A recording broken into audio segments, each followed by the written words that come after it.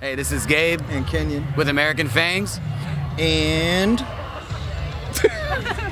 you're watching ramzine.co.uk. Okay,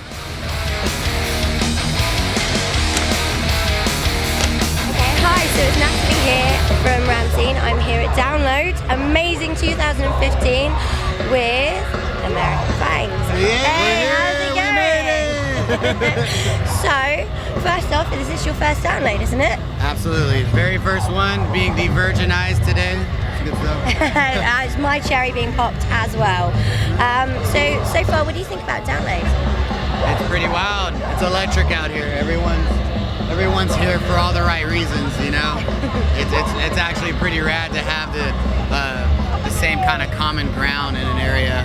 There's a lot of festivals around the States, and it's a little bit of everything, but nothing quite like this. I was actually going to say, how do you find that, originating from Texas, how do you find that the stateside festivals in comparison to the UK scene? How do you find that it differs? You know, I mean, there's something. The States are great. That's where I'm from, and I love it. But when it comes to music, there's an eagerness here it's not the same back But then the rock fans stay stiller, don't they? Yeah, a lot of people have said that we just stand and nod our heads quite a lot. Yeah, absolutely. Yeah. So the other thing I was going to say, I mean, everybody has got their icons. Who are you looking at? It doesn't matter the biggest act, there's an inner fanboy. Who are you looking forward to bumping into during Download? I want to see, so Vinnie Paul, Pantera, old drummer, he played with Hell Yeah earlier, maybe the band right before this, and I would just love to bump shoulders with that guy. Dimebag Darrell was like my shit. Yes. And Pantera, and I still have that, I got it on my phone right now, sometimes I put that on before I go on stage, amps me up. I would love to brush shoulders with him, even just to shake his hand and be like, hey man, What about you? We played South by Southwest as a Texas festival, and they have a lot of different bands, but Suicidal Tendencies played not too long ago when we released one of our full-length records, and I saw them and I went crazy, and I said, I think they have videotape of this, so I'm trying to run into their singer so I can be like, you remember me? I was climbing over everything, I was fucking killing everybody, that was me, like I'm here again. Get this guy away from me, he's mental. Yeah, I know he remembers me, I know he fucking will. I was doing backflips off the fuckers. You've also done some amazing supports, I mean, bands like Papa Roach.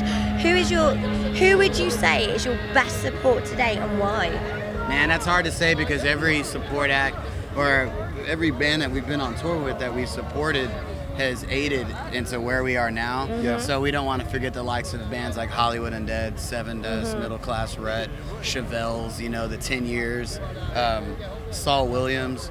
But I'd have to say Papa Roach took us to a whole nother level, not because of how many people we played for, but because of them exposing us to you guys, to It must have been here. a mental support. Yeah, and they're such a one-of-a-kind band, and they're like when you see you're like, that guy's cool, like these guys are fucking cool, like they just ooze cool, but they're down to earth, they're very human, and that's relieving when you're in an industry that just eats people alive. Yeah. So quite brutal, isn't it? Really. They expose us to the real deal, and again, I honestly think that's why we're back here again, because of them. There's a lot of people that helped us get here, individual people, but they specifically have aided in this.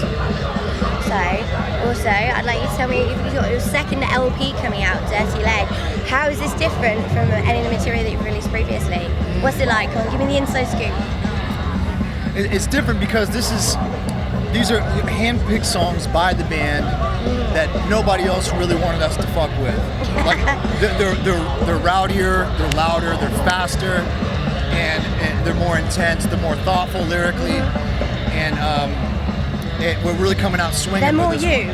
Yeah, it's coming from inner. It's the darker side of the zodiac here, and that's just we've always had that in us, but we've kind of always been pushed towards more of like a cleaner, more radio sound.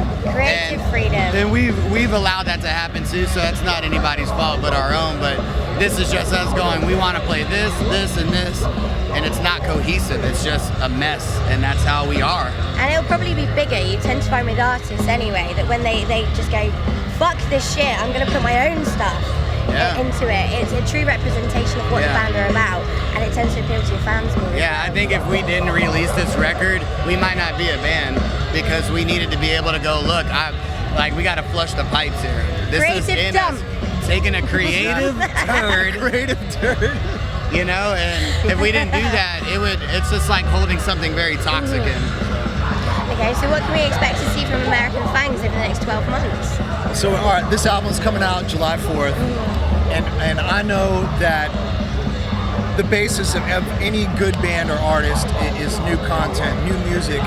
So I want to get back, as soon as we take care of this album and we've done it, all I can do, I want to get back in the studio, back to writing, and I want to write the best album that we can ever write.